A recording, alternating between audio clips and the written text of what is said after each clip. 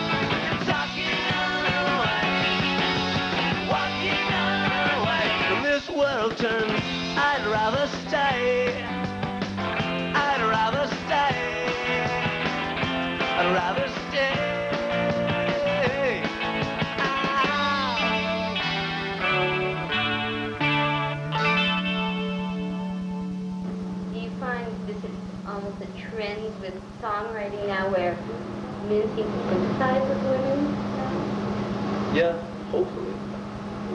Not just songwriting, but it's a slow change, I guess. It's a kind of situation like when somebody's not getting a fair deal, whether it's a sexual thing or a racial thing, it's the other side that's got to change, you know. For women's rights to succeed, men have to change, and for blacks to get what they still need, whites have to, you know, change and give it to them. People don't want to change, you know. People just walk away from problems, things like that. I don't know how clear that would be to anybody listening. You know. But I think if people want something in black and white, then they read essays and and things like that. And some songs it works if you're crystal clear, but that song just didn't come out that way. No, I think what the audience expects from a pop band, we're trying to be a pop band, and diverse is just to keep different ideas coming up, and they don't want everything to be the same. So we're not really in a position yet where we have an actual audience. I think that comes more with recording. Yeah, I don't think we're sticking to any formulas as like some bands do. Like there's commercial bands that they'll write lyrics like "Baby Come Home" or something like that. That's not thinking. That's just writing. Like you're just writing words down. To me, that's all it is. There's no thought behind other than the song's commercial. Maybe we don't know exactly what's coming out word for word, but it's coming out, and it's not. Well, like I said, "Baby Come Home." There's more to it than that. Yeah. It's done with some kind of style. Finesse. What type of style is that? My own, I guess, our own. Can't really elaborate on that. Maybe Neil can. Well, I don't think you can ever know that your songs are any better or worse. You just have to sort of feel it yourselves, as long as the band knows. We're not formulated. We have no formula. That's why our songs are so different. Like our originals, they vary so much. There's no one formula behind our band or the band. As far as I can see, I don't know. I don't write the songs, but I can, they're not formulated. I know that. They're just like Merle was saying, they're coming off the top. He's sort of has an idea, and he just works on that idea. You don't have anybody pressuring you in any particular way in how to play? The only pressure we would get would be from within the band. Is there any of that pressure within the band? Sometimes just trying to get a style. We had a fellow who's interested in getting us on a Mercy beat kind of thing, where, as I was mentioning before, we really don't have a direction where you can say this band's a Mercy beat. Play 60 songs, they sound like a band that came out of the 60s, they look that way.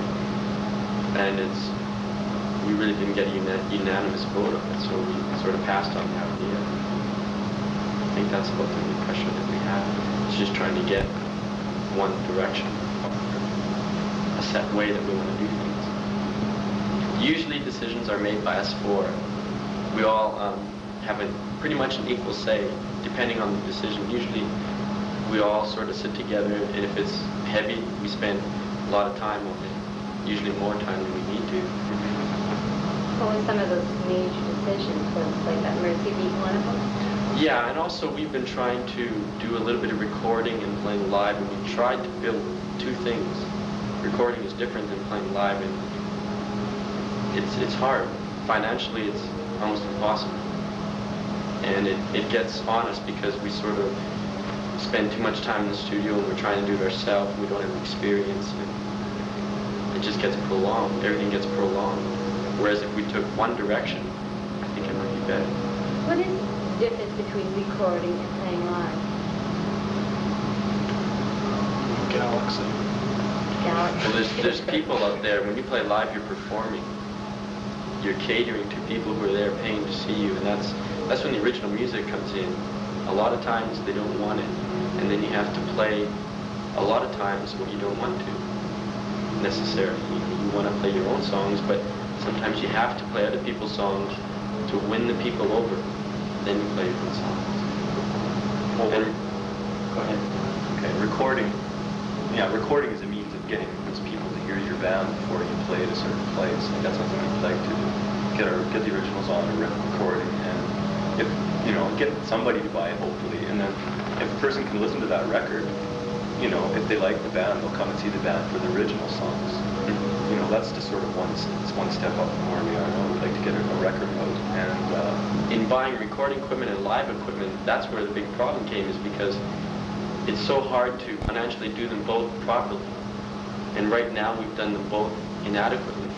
So we haven't really done any good recording, and our live show isn't the way we'd like it either. Some rooms we can't play a room that's big because we just don't have the equipment for it. Lately, everything is so droll, and everyone's out to lunch, and it won't get much better, so I've got a hunch.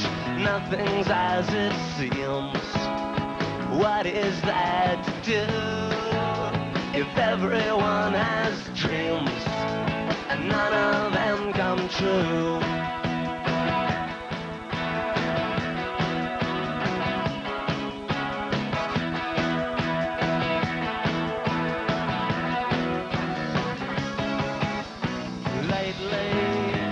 Everything's unreal.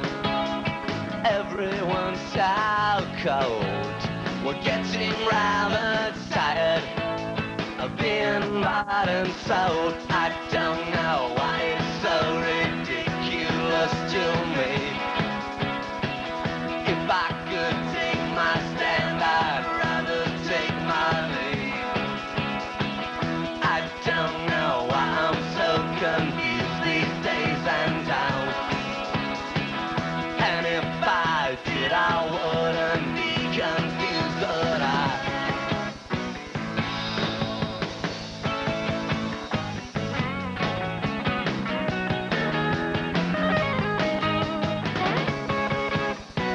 so this may be the end.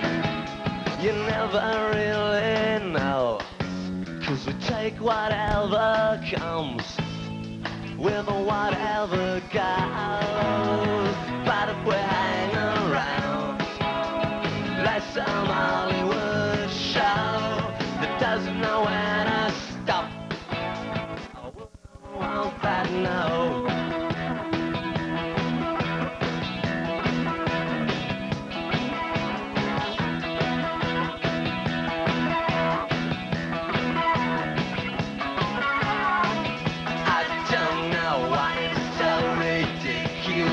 To me,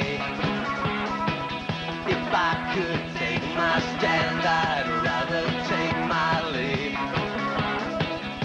I don't know why I'm so confused these days and times. And if I did, I wouldn't be confused, but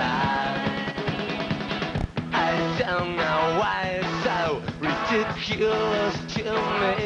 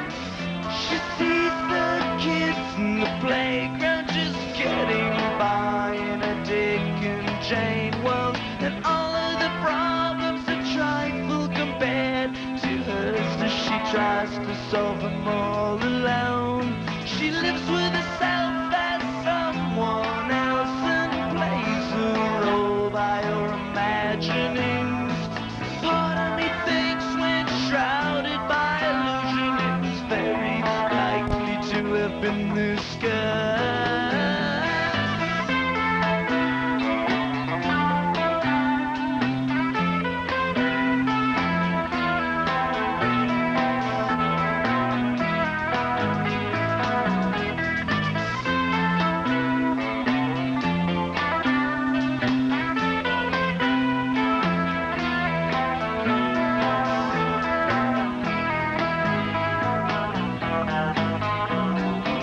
For I watch the sea as the tide rolls by. She's in my heart to stay for life. Oh, my destiny waits me now as I step on a board. Go west, young man, it wasn't a dream, you had it planned. Go west, young man, go west, young man. Go west, young man, it wasn't a dream, you had it planned. Go west, young man, go west, young man. Go west, young man, it wasn't a dream, you had it planned. Go west, young man, go west, young man. Go west, young man, it wasn't a dream, you had it planned. Go west, young man, go west, young man.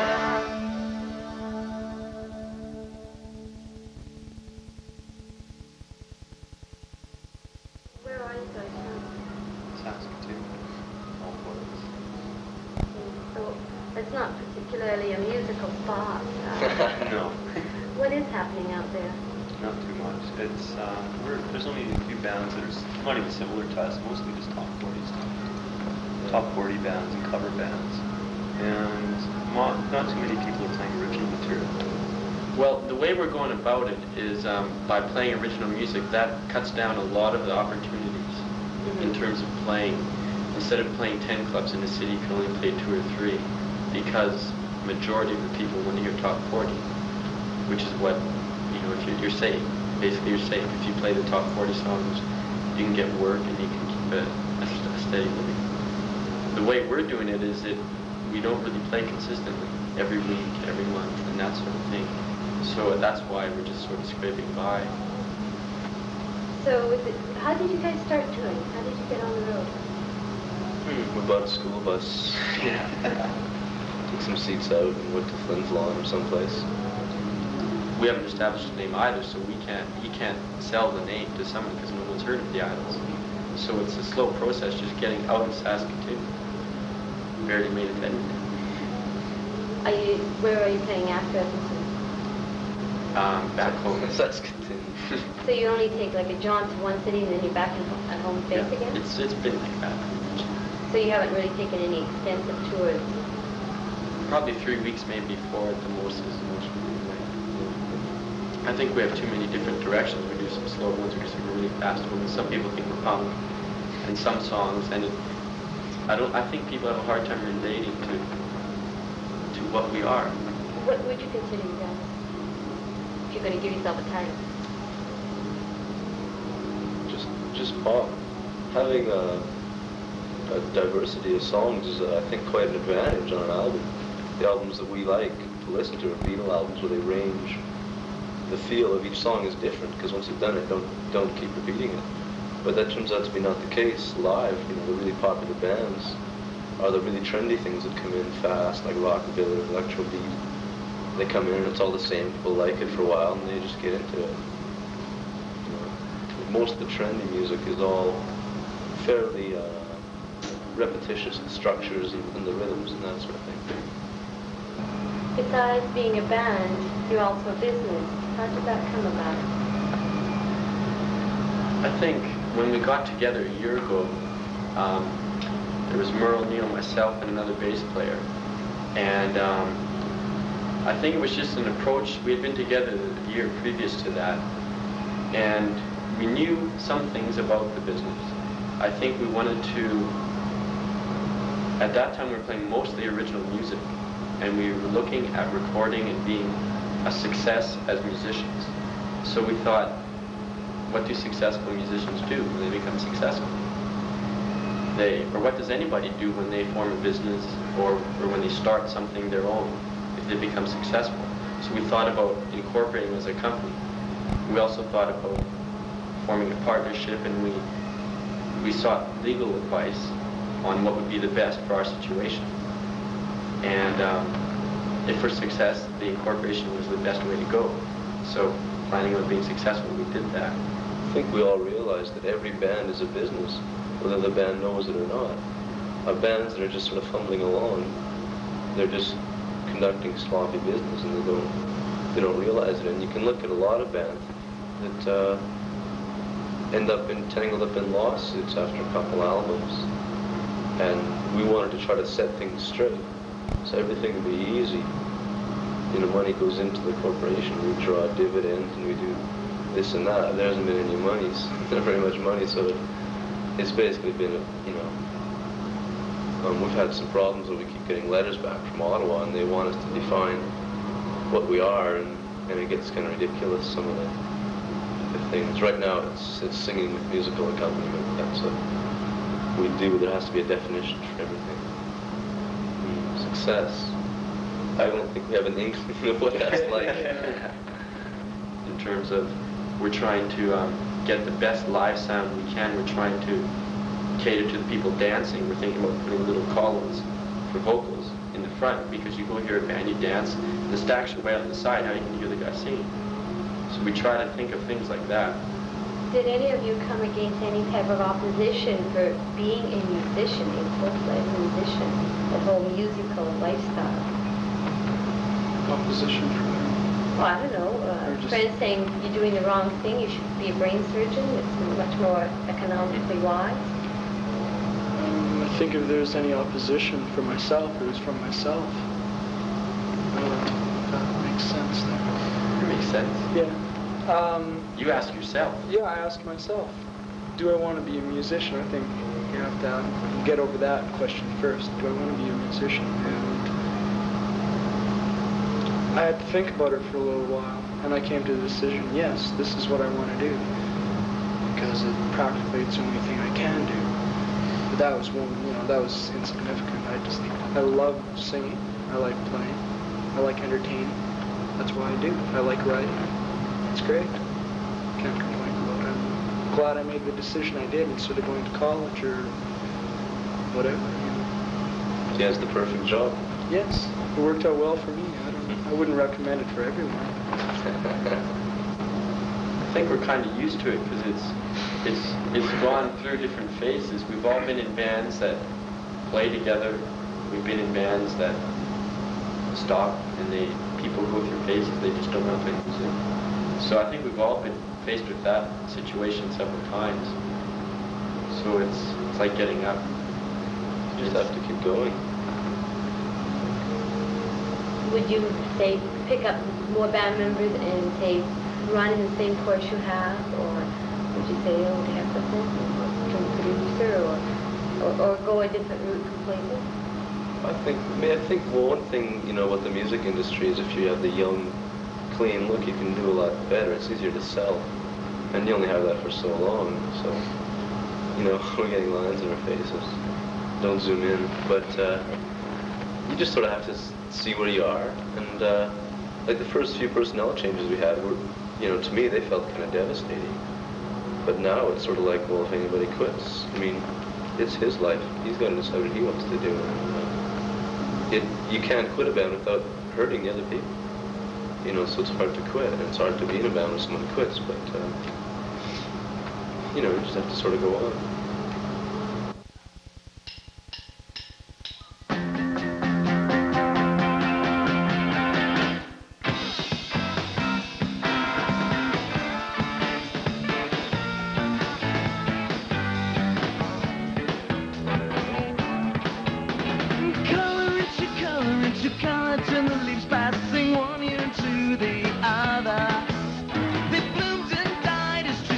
No water, add live new life to their lives, create to the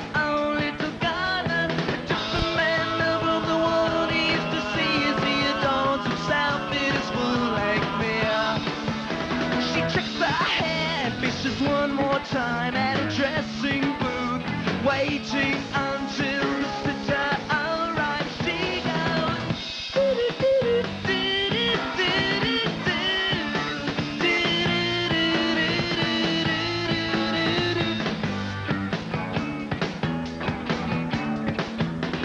Memphis naked on his bed, realizing his fate. He's noticed a change amongst he and his wife of late. How we have drifted from our once tongue-in-cheek days.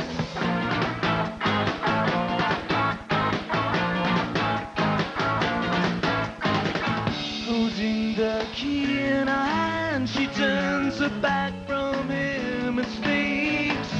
Standing outside the cottage door where they would stand again in 40 years more. Shipped overseas to war, death and Avery, to newsreel screams of D-Day. Berlin's white Christmas in the throats of thousands of fatherless kids. Holding the key in her hand, she turns her back from him and speaks. Standing outside the cottage door where they would stand again in 20 years more.